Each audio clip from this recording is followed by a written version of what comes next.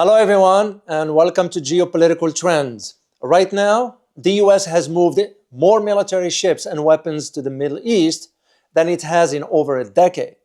And Iran's leader, Ali Khamenei, just made a scary warning. He didn't just say Iran will fight back. He said there will be a regional war. That's way worse. And here is the thing nobody else is talking about. This could spread way beyond just the US and Iran. In the next few minutes, you are going to learn why Khamenei's exact words are so important, what the US military buildup really means, and the one country in the Middle East or West Asia that nobody is watching could make this situation a lot worse. Because this isn't just two countries fighting anymore. This could turn into a huge war that spreads across the entire region and affects all of us. So stick around. I'm going to explain what is really going on. Let's start with the basic facts. You have several countries and groups that matter here. There is the United States under President Trump. There is Iran and its military forces. There is Israel, which has attacked Iran before. And there are small countries and groups in the area like Saudi Arabia, United Arab Emirates, Qatar, Turkey, and other armed groups that work with Iran. This situation didn't just happen overnight. For months leading up to June 2025, last year, these countries were attacking each other in small ways. Israel hit Iranian military targets, and Iran responded with missile tests. Armed groups that work with Iran attacked American soldiers in Iraq. But these attacks were controlled. Nobody wanted a full war yet. But things have changed dramatically following June 2025. Here is what changed. In June 2025, last year, Israel launched a surprise attack on Iran's nuclear facilities, starting what became known as the 12-Day War. The US struck nuclear sites at Natanz, Fordow, and Isfahan. And the United States later joined also Israel with massive bunker buster bombs. Iran retaliated with nearly 900 ballistic missiles and over 1,000 drones. The conflict ended with ceasefire on June 2024, 2025, but it fundamentally changed the region. Then came the protests, starting in late December 2025. Massive protests erupted across Iran over economic collapse. The Iranian government cracked down brutally, and estimates of deaths vary widely, from Iran's official count of 3,117 to estimates by human rights organizations of over 6,000 confirmed deaths during the worst days in early January 2026. Medical professionals inside Iran reported even higher figures, with some networks of doctors estimating between 16,000 and 18,000 deaths. Trump threatened military intervention if the killing continued, telling protesters, and I quote, "Help is on its way," end of quote. And that's when Trump sent more military ships and weapons to the Middle East. The USS Abraham Lincoln carrier strike group arrived in late January 2026. This includes aircraft carriers, destroyers, and big ships. When you move this much military power to one place, it is not just a threat. It's getting ready for potential war. This is serious. The assumption that breaking down for years after previous confrontations, people thought both the United States and Iran would keep fight small. A little attack here, then a little response here. Back and forth, but staying controlled. But Khamenei's warning changes everything. Speaking on February 1st, 2026, during commemorations of Iran's 1979 Islamic Revolutions, he didn't say, I quote, "We will fight back the same way," end of quote. He said, any American attack will cause a regional war. That's different. That is a huge threat. When Iran's leader says something like this publicly, it's not just talk. It's a message to all Iran's armed groups and allies. You can now do a lot more. That's what a regional war really means. It means everything could explode at once. Understanding Khamenei's warning. Let's look at exactly what Khamenei said and what it means. He warned against any attack on Iran, not just attacks on a certain targets, not just attacks on a certain places, any attack. That's a bright red line. He's making it clear, if you attack, there will be big consequences. Compare this to what Iran did back in April 2024, when Israel bombed Iran's Damascus consulate, killing IRGC commanders. Iran responded with Operation True Promise, launching over 300 drones and missiles at Israel. But that response was measured and controlled. Iran even gave advance warnings so countries could prepare their defenses. About 99% of those weapons were intercepted. This was Iran showing restraint while still responding. This is totally different now. No warnings, no controlled weapons, just a direct threat. But to understand what Iran can actually do with this threat, we need to look at the military forces they've built over the past decade, and it's stronger than most people realize. Iran's armed groups and military power. Iran doesn't fight the way the United States does. They use armed groups in other countries to take part in the fight. Let me explain who these groups are. In Iraq, they are militias, armed groups that work with Iran. These aren't small or weak. There are tens of thousands of fighters. They have advanced weapons and drones. They've already been attacking American soldiers in Iraq. In Syria, Iran has military bases where they make and store weapons and drones. It's not hidden.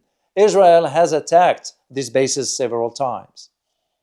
Then there is Hezbollah in Lebanon. This is a big deal. Hezbollah is an organized armed group.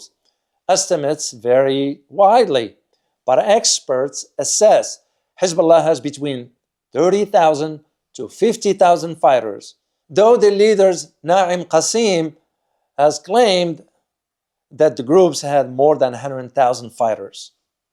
More importantly, Hezbollah possesses an enormous rocket arsenal estimated between 120,000 to 200,000 rockets and missiles. If Hezbollah fully joined the war, they could attack Israel and also attack American ships and Saudi/Qatari targets. What about Yemen? In Yemen, a group called the Houthis or Ansarullah, backed by Iran, has shown they can launch drones and missiles at ships in the ocean. They've already stopped some ships. In a real war, they could shut down shipping lanes that are important to the whole world. Here is the important thing people are missing. These armed groups aren't separate. They work together as a coordinated network. When Khamenei says regional war, he's basically telling all of them they have authorization to attack at the same time. That's not a war between two countries. That's a war spread across the whole region. What does the United States military buildup actually mean? Now, let's look at what the US is doing. This isn't just a defensive move.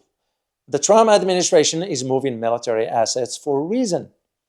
The US has deployed the USS Abraham Lincoln Carrier Strike Group, which includes big aircraft carriers that can launch F-18 Super Hornet and F-35 fighters. These ships can launch planes that can attack Iran within just hours. That's not for defense. That's preparation. The US is also storing extra ammunition, fuel, and spare parts at military bases in Qatar and United Arab Emirates. You don't stockpile supplies for a standoff. You do it because you are getting ready for a sustained fight. But here is something important. The United States military is busy in other places too. They have resources spread globally. So while the US has a strong air and naval power in the Middle East, the composition is different than it was during the Iraq War. This means if there is a war, it would likely be fought mostly with planes and missiles from the air and sea. And Iran understands this, which is why Khamenei threats make sense strategically. He is saying, you can bomb us from the sky, but we will fight back through our armed groups across the whole region. It's a way to balance the US advantage. But there is one more piece to this puzzle. One thing that could neither the US nor Iran completely control, and it could make everything much worse. The wild card, what Israel might do. There is one more country in this situation that could change everything. Israel. Last year saw unprecedented direct conflicts between Israel and Iran. The 12-day war in June 2025 fundamentally altered their relationship. Israel struck first, targeting Iran's nuclear facilities and military sites. Now that Trump is back in Israel again, Tel Aviv's thinking might change. Trump's first time as a president, he supported whatever Israel wanted to do. Israel thinks that will happen again. So here's a scary scenario. What if Israel decides to attack Iran's nuclear facilities once again? Even though they were damaged in June 2025, Iran has been working to rebuild them. Another strike could trigger an even larger response. That would be huge. Iran wouldn't be able to just use armed groups to respond. Iran will have to fight back directly, powerfully, against the United States and Israel. And if that happens, you will have a real three-way war between Iran, Israel, and the United States. Plus, all armed groups fighting at the same time in Iraq, Syria, Lebanon, and Yemen. That's not a regional war. That's a complete disaster. And it will affect everyone, of course. Oil prices will go way up. Shipping through important ocean areas will stop. Supplies for things we need will run out. This wouldn't just be a Middle Eastern problem. It will affect the whole world. And what do intelligence experts think? Well, right now, both the US and Iran seem to be making threats and moving pieces around, but not actually preparing to fight today. The situation remains tense, but not immediately explosive. But that can change fast. One small mistake, one attack that goes too far, and everything could blow up. History shows us this pattern. In 1914, countries made threats and then stumbled into World War I. In 1941, Japan attacked Pearl Harbor. In 1973, there was a war in the Middle East that surprised everyone. Leaders threatened, they bluff, they misunderstand each other, and suddenly there was a war nobody wanted. Let's put all pieces together. The US has moved significantly military power to the Middle East, showing it's ready to act if needed. Iran has said it will start a regional war if attacked, which means all its armed groups will fight at once. Israel is ready to act if it chooses to. And caught in the middle are several countries in the region. Each one could become a war zone. Khamenei's regional war warning isn't just talk. It's a real strategic choice. He is saying that Iran won't keep things controlled. and small anymore. Instead, he's betting, what if war spreads across the whole region through armed groups in multiple countries? The US will have a much harder time achieving this objective. And Trump is making a different bet altogether. That's moving huge military power to the region and being ready to strike fast will pressure Iran into backing down or negotiating. But the problem is, both sides are betting on different outcomes. And when both sides are betting, mistakes can happen, misunderstandings happen, and that's when wars start that nobody wants. What to watch for? Over the next month or two, watch for three things. First, does Iran move its military around in ways that shows it's getting ready for potential conflict? Second, does Israel take any military action, which will be a huge warning sign? And third, do any leaders try to talk and make a deal, or do they keep talking tough? The situation is a bigger problem we've been seeing. The US is adjusting its global military posture while dealing with the multiple crisis points. This creates confusion and potential miscalculation. It makes leaders think America might be distracted, so they act more aggressively. Then America acts tougher, and it keeps going back and forth towards potential conflict. My honest assessment, based on the current tensions, there is a significant chance that the US and Iran could have some form of military confrontation.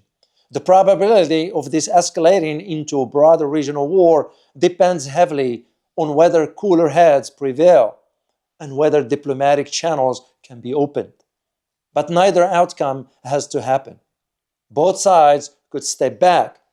Both could decide to talk instead of fight. The question is whether they will. I want to hear from you. Do you think this is a real danger or just countries making threats? Has Trump's return changed how things work in the Middle East? And what does regional war really mean to you? Leave your thoughts in the comments below. If you found this helpful, please subscribe and hit the like button. The Middle East is a dangerous place right now, and I am going to keep breaking down what's happening before the news catches up. Hit the notification bell so you don't miss the next big story.